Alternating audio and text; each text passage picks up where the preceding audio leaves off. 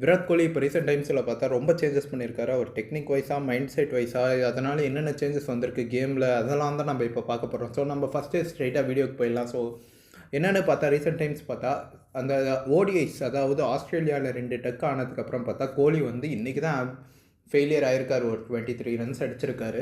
So இந்த இடைப்பட்ட gap இது ஃபெயிலியர்னு சொல்ல முடியாது. ஏன்னா பிச்சை வந்து அவர் ஒழுங்காக ரீட் பண்ணாமல் ஒரு அன்வான்ட் ஷாட்டுக்கு போயிட்டாருன்னு தான் சொல்லணும். ஸோ த திங்ஸ் என்னென்னு பார்த்தோம்னா ஃபஸ்ட்டு அவரோட சேஞ்ச் என்னென்னு பார்த்தா, நீங்கள் ஒரு கிராஃப் மாதிரி போட்டிங்கன்னா அவரோட ஃபஸ்ட்டு 10 பால்ஸ் 20 பால்ஸ் 30 பால்ஸ் எடுத்தப்போ ஃப்ரம் 2020 to 2024 இந்த டைம் பீரியடில் அவரோட ஓடிஐ ஸ்ட்ரைக் ரேட் பார்த்தீங்கன்னா வாஸ் ஓவரால் கெரியர்லேயே அவர் ஒரு ஸ்லோ ஸ்டார்டராக இருந்திருக்காரு. ஆனால் இந்த பர்டிகுலர் 4 இயர்ஸ் நம்ம பார்த்தோன்னா அவரோட சேஞ்சை எப்படி சொல்கிறது, ரொம்ப டிஃபென்சிவாக ஆடியிருக்காரு. லைக் ஃபஸ்ட்டு ஒரு 10 ரன் கேர்ஃபுல்லாக நெகேட் பண்ணிட்டு அதுக்கப்புறமா அட்டாக் பண்ண மாதிரி, அதுக்கப்புறம் ஸ்லோவாக கேட்ஸ் பிக் பண்ணுறது, அந்த மாதிரி ஒரு அப்ரோச்சை வச்சுருந்தார்.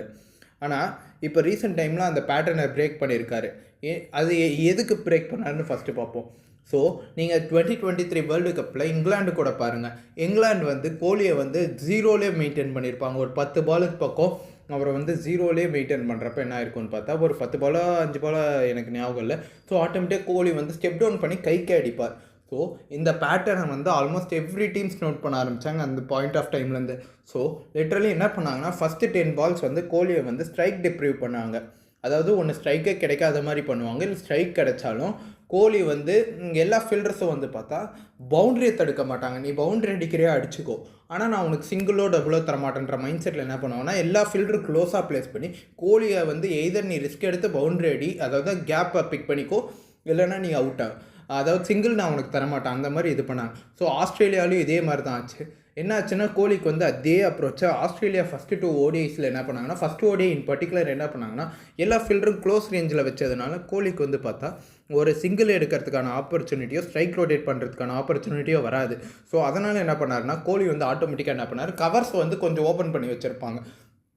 ஸோ கோலி அந்த அந்த ஆக்சுவலாக அந்த பால் வந்து cover drive was not on. ஆனால் அவர் என்ன பண்ணார்னா அவுட் ஆஃப் ப்ரெஷர், அதாவது அவர் ரொம்ப நேரமாக 0லே இருக்கோன்றதுனால என்ன பண்ணார்னா ஒரு நான் எக்ஸிஸ்டிங் கவர் டிரைவ்க்கு போனார். அஸ் அ ரிசல்ட் வந்து பார்த்தா ஒரு கல்லி ரீஜனில் கைக்கே போய் ஒரு கேட்ச் தந்திருப்பார். ஸோ அடுத்த ஓடியையும் அதே மாதிரி தான் ஆச்சு. அவர் ஸ்ட்ரைக் டிப்ரைவ் பண்ணுவாங்க. அடுத்த நான் எக்ஸிஸ்டிங் ஒரு ஃப்ளிக் ஆட போவார். அதாவது அந்த பாலை மிஸ்ரீட் பண்ணியிருப்பார். அது ஒரு பாயிண்ட்டு. அதை தாண்டி அவர் என்ன பண்ணுவார்னா ஒரு பவுண்ட்ரி ரொம்ப ஃபைனாக அடிக்க பார்த்து மிஸ் பண்ணியிருப்பார். பேடில் அடித்த எல்பிடபிள்யூ.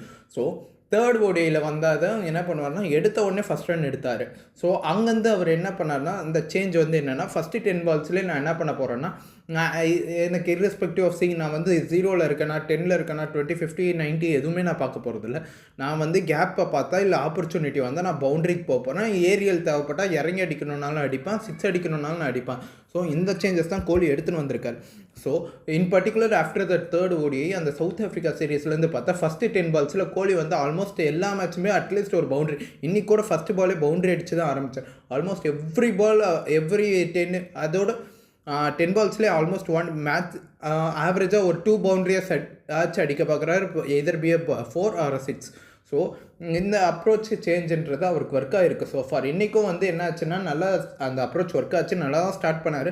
ஆனால் பிச் ஸ்லோ டவுன் ஆக அஸ் அ பவுண்ட்ரி வந்து டிப்ரே ஆகிறப்ப என்ன பண்ணார்னா அகெயின் அந்த ஆஸ்திரேலியாவோட செகண்ட் ஓடியில் ஃபஸ்ட் ஓடியில் பண்ண அதே மிஸ்டேக்கை நிக் பண்ணார். ஒரு நான் எக்ஸிஸ்டிங் பவுண்ட்ரியை தேடி போனார். அந்த பாலுக்கு அந்த ஷார்ட் லேட் கட்டை அவர் அடிச்சிருக்கவே தேவையில்லை. அவர் நினச்சிருந்தால் லீவ் பண்ணியிருக்கலாம், இல்லை அதை ஜென்டலாக ட்ரைவ் பண்ணிட்டு இல்லை புஷ் பண்ணிட்டு அவர் சிங்கிள் எடுத்து போயிருக்கலாம். ஒரு நான் எக்ஸிஸ்டிங் பவுண்டரியை தேட போய் அவுட் ஆனார். ஸோ இது என்னன்னு பார்த்தா அண்ட் மோரோவர் இப்போ அவரே நேற்று last match man of the match ஆச்சப்பறம் சொன்னார், this will be my approach high risk cricket, first batting பண்ணால் இன்னும் ஆடாதான் நான் போவேன்னு. ஸோ இது வந்து புது விராட் கோலி நீங்கள் நினைக்கலாம். நம்ம இது ரொம்ப வருஷமாக கோலியை ஃபாலோ பண்ணுறவங்களுக்கு தெரியும். இந்த பேட்டர்னை வந்து கோலி வந்து 2016 to 2019 ஃபாலோ பண்ணியிருக்காரு. அதுக்கு முன்னாடியும் 2012, அதாவது கெரியர் ஸ்டார்ட், அதாவது 12 to 15 அந்த டைம் பீரியட்லேயும் இதை யூஸ் பண்ணியிருக்காரு கோலி. ஸோ இதனால் என்ன அட்வான்டேஜ் வருதுன்னா கோலி வந்து ஆப்போசிஷன் மைண்டில் விளையாடுறாரு. ஸோ எப்படின்னா கோலி வந்து இவங்க பிளான் என்னென்னா இன்றைக்கி கூட பார்த்தா எல்லாம் வந்து ஃபுல்லாக வந்து எப்படி சிங்கிள்ஸை ஸ்டாப் பண்ணுறதுக்கு மட்டும் தான் ஃபீல்ட் செட் பண்ணியிருந்தாங்க.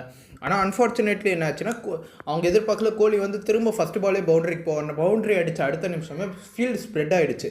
ஸோ இதுதான் விஷயம். ஸோ கோலியை வந்து டிப்ரைவ் பண்ணி ஸ்ட்ரைக் டிப்ரைவ் பண்ணும், இல்லை அவரை சிங்கிள் அடி கூடாமல் பண்ணி அவுட் ஆக்குறதுன்ற பாசிபிலிட்டி போயிடுச்சுன்னதும் ஒரு பாசிபிள் ரீசன் வந்து வெளில போயிடுது. அதாவது ஃபீல்டை உள்ள வைக்க.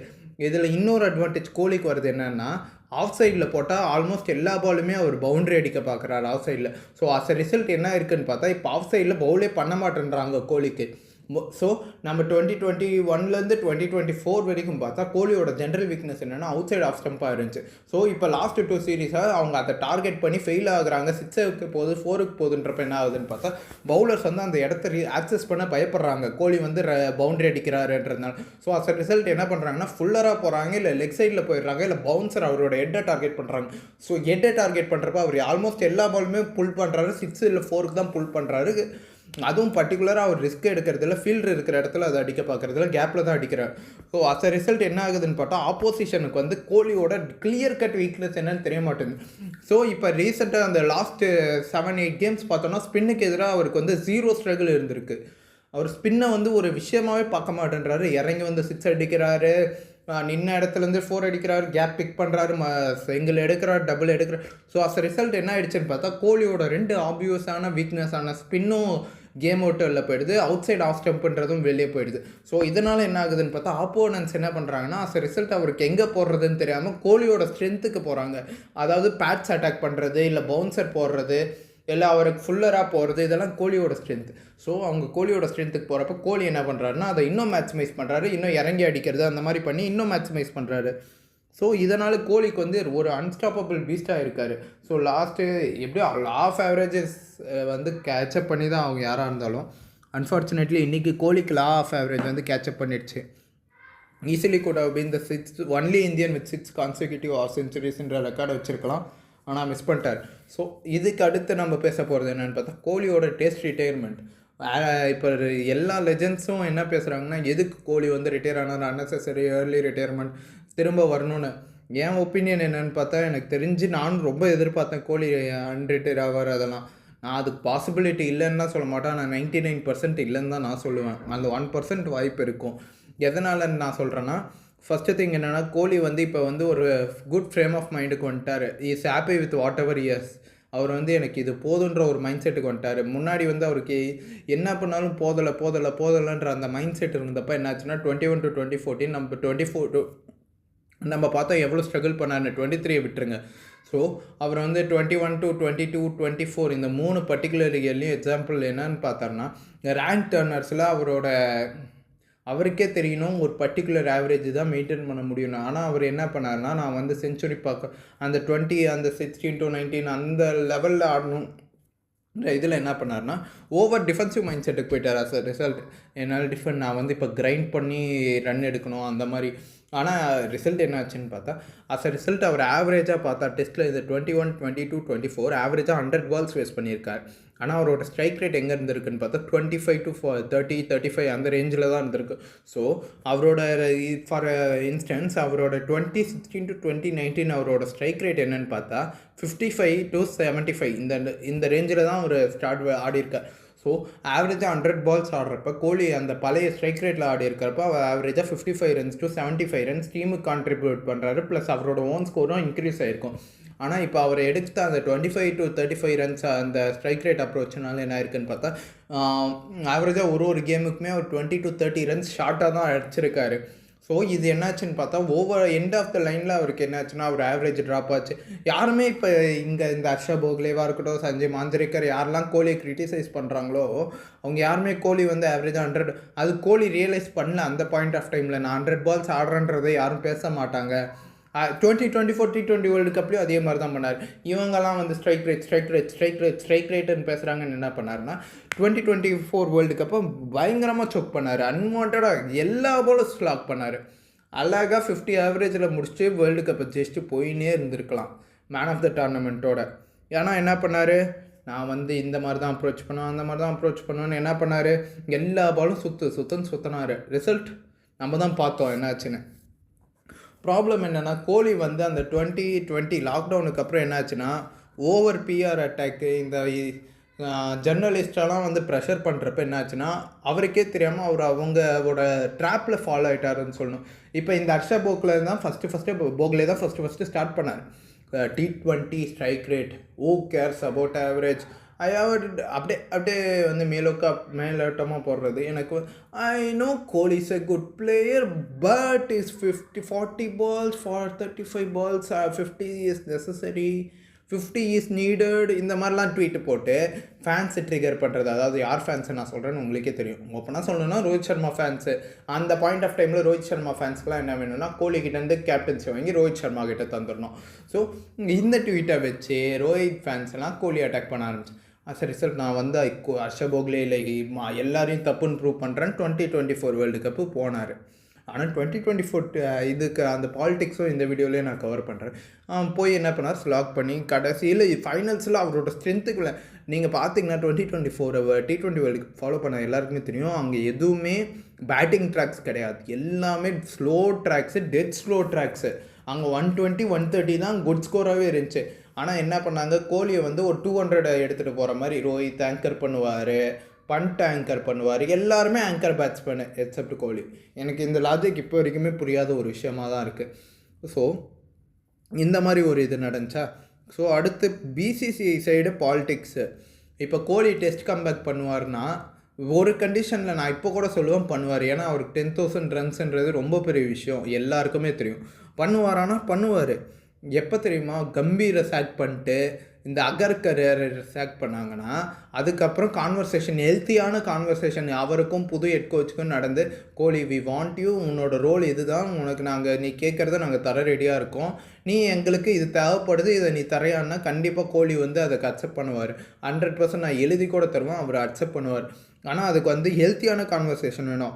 இவங்க வந்து இந்த அகர்கர்லாம் எப்படி தெரியும்னா, கோலியை வந்து அவங்க காலுக்கடியில் வச்சுக்கணும். கம்பீருக்கும் அகர்கருக்கும் கோலியை வந்து காலுக்கடியில் வச்சுக்கணுன்ற ஒரு மைண்ட் செட். T20 வேர்ல்டு கப்பை வச்சு கோலியை வந்து த்ரெட்டன் பண்ணி அகர்கர் வந்து டீம் விட்டு நான் தூக்க போகிறேன். மறந்துடாதீங்க 2023 ODI வேர்ல்டு கப்புக்கு அப்புறம் அகர்கர் ப்ரப்போஸ் பண்ணது என்னென்னா, ஓடிஐயில் கோலியை நம்ம வந்து பேஸ் அவுட் பண்ணியே ஆகணும், வி நீட் அ ட்ரான்சிஷன். ஆனால் நீ சொன்ன அகர்கருக்கு பாவம் தெரியல, அவர் தான் அடுத்து 2025 சாம்பியன்ஸ் ட்ரோஃபி நம்மளுக்கு ஜெயிச்சு தர போகிறாரு, டாப் 5 ரன் ஸ்கோரரில் முடிக்க போகிறாரு. இப்போ இப்படி ஒரு ரனில் இருக்கார். ஸோ டெஸ்ட்டில் என்னாச்சுன்னு பார்த்தா, கோலிக்கு 100% he wanted to continue in test no matter what, அந்த மாதிரி ஒரு லெவலில் இருந்தார் கேம் மேலே.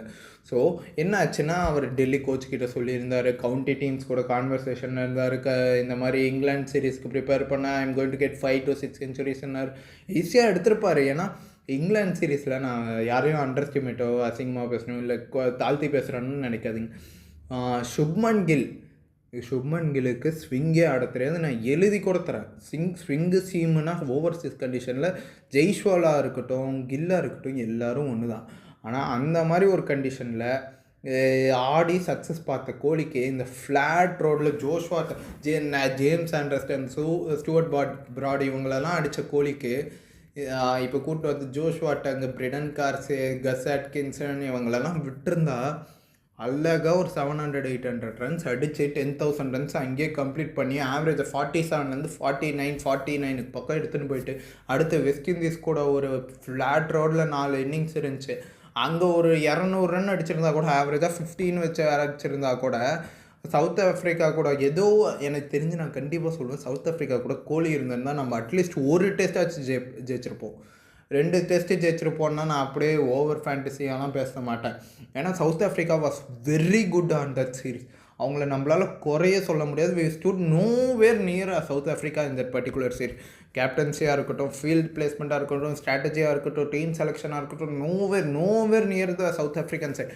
நம்ம ஜெயிச்சிருப்போம். சவுத் ஆஃப்ரிக்காவை ஹியூமிலியேட் பண்ணியிருக்கலாம். எப்படி தெரியும்னா, கோலி, ரோஹித், அஸ்வின் இவங்களெல்லாம் ஃபோர்ஸ் பண்ணாமல், ஷமி இவங்களெல்லாம் ஃபோர்ஸ் பண்ணி டீமை விட்டு வெளில வைக்காமல், ஷமி, கோலி, அஸ்வின், ரோஹித் இவங்களாம் இருந்திருந்தால் அழகாக ஹியூமிலேட் பண்ணியிருக்கலாம் சவுத் ஆஃப்ரிக்கா. நியூசிலாண்டு கூட ஒரு இன்ஸ்டன்ஸ் நடந்துச்சு. ஆனால் அதுக்கு அவங்க 3 பேர் காரணம் தானே சொன்னீங்க. ஆனால் அந்த 3 பேர் ரிட்டையர் ஆனப்புறமும் உங்களால் ஜெயிக்க முடியலன்றப்ப ப்ராப்ளம் எங்கே இருக்குன்றது பிசிசிஐ ரியலைஸ் பண்ணியிருக்கணும். ஆனால் அவங்க பண்ண மாட்டேன்றானுங்க. நிறைய பேர் விவிஎஸ் லக்ஷ்மன் கூட டாக்ஸ் போது எல்லாமே சொல்கிறாங்க. ஆனால் எனக்கு தெரிஞ்சு T20 வேர்ல்டு கப் ஜெயிச்சா கம்பீர் அடுத்த 2027 வரைக்கும் பேக் பண்ண தான் போகிறாங்க. ஆனால் என் கட் ஃபீலிங் இப்போ கூட நான் என்ன சொல்லுவேன்னா, கோலியோட கோச் வந்து ரீசெண்டாக இண்டிகேட் பண்ணியிருக்கார், கோலி வாண்ட்ஸ் டு ப்ளே டில் 2029.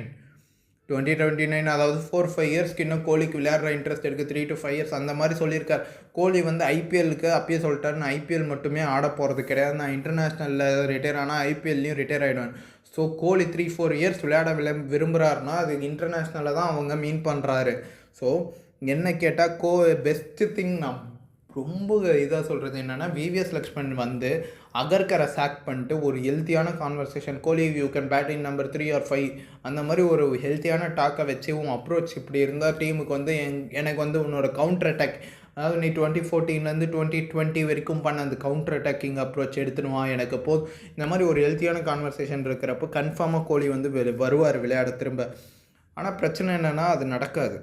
ஏன்னா பிசிசிஐயாக இருக்கட்டும், பிசிசிஐ மெம்பர்ஸாக இருக்கட்டும், they are not cricket Australia, they are not England cricket board or cricket South Africa.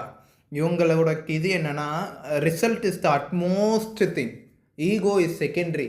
இப்போ ஆஸ்திரேலியா எடுத்துக்கோங்க, உஸ்மான் கவாஜாலாம் பேசாத வாயே இல்லை, நான் பாகிஸ்தானி, சவுத் ஆஸ்திரேலியன்ஸ் என்ன இது பண்ணாங்க அது பண்ணாங்க. ஆனால் அவங்க வந்து அவர் புவராக பெர்ஃபார்ம் பண்ணால் கூட அவரை பேக் பண்ணியிருப்பாங்க. ஆனால் என்னென்னு நான் பாகிஸ்தானின்னு என்ன இது பண்ணாங்க அது. ஸோ இதுவே இங்கிலாந்து போங்க, அலெக்ஸ் சேல்ஸை பண்ணாததே கிடையாது. அலெக்ஸ் சேல்ஸை திரும்ப கூப்பிட்டாங்க. சவுத் ஆஃப்ரிக்கா போங்க, குயின்டன் டிகாக் ரிட்டையர் ஆனார், திரும்ப வரன்னதும் எடுத்துக்கினாங்க. அவங்களே பேசி அவரை திரும்ப ரிட்டையர்லேருந்து வெளில வர வச்சாங்க. ஏபி டிவிலியர்ஸ் கிட்ட டாக்ஸ் வச்சாங்க. ஏன்னா அவங்களுக்கு ஈகோ முக்கியம் இல்லை, அவங்களுக்கு வந்து டீம் ஜெயிக்கணுன்றது தான் முக்கியம். ஆனால் இங்கே எப்படின்னா ஈகோஸ் தான் டிசைட் பண்ணுது யார் விளையாடணும் யார் விளையாடக்கூடாதுன்னு. அந்த ஈகோ யாருன்னு உங்களுக்கே தெரியும், கம்பீரம் அகர்கரும் தான். ஸோ என்னை கேட்டால் கோலி திரும்ப டெஸ்ட்டில் விளையாடணுன்றது என் ஆசை. ஆனால் அது நடக்குமான்றது நெக்ஸ்ட்டு 2-3 இப்போ பயங்கர ஃபார்மில் இருக்கார். அவரால் ஆஃப் சைடு வீக்னஸ் போயிருக்கு, ஸ்பின் வீக்னஸ் போயிருக்குன்ற பட்சத்தில் கோலியோட பாடி நல்லா மூவ் ஆகுது, ஃபீட் நல்லா மூவ் ஆகுது, பாடி அலைன்மெண்ட் பர்ஃபெக்டாக இருக்குது, ஹெட் பொசிஷன் நல்லா இருக்குது, கிளியர் மைண்ட் செட்டில் இருக்கார், தேர்ட் மேன் ரீஜனை ஆக்சஸ் பண்ண முடியுது, பேக் ஃபுட்டில் ஸ்ட்ராங்காக இருக்கார், டிஃபென்ஸ் ஸ்ட்ராங்காக இருக்குது, லெக் சைடில் ப்ளே ஸ்ட்ராங்காக இருக்குது. என்ன கேட்டால் it's time for Kohli to come back in to test arena. ஆனால் it's up to him. I hope he will decide something on favour of Indian team. ஏன்னா அவர் இப்போ வந்து தான் ஆகணும். ஏன்னா டீம் வந்து இப்போ இருக்கிற நிலைமையில் என்னை கேட்டால் யாராலையுமே இதுக்கு மேலே டீமை வந்து எடுத்துகிட்டு போக முடியாது கோலியை தவிர. ஏன்னா Kohli has experience and class behind is name issue. அவர் தான் ஸ்டெப் இன் பண்ணி ஆகணுன்ற நிலமையில் இருக்குது. ஸோ வெயிட் பண்ணி பார்ப்போம் கோலி எந்த மாதிரி ஒரு டிசிஷனில் வருவாருன்னு.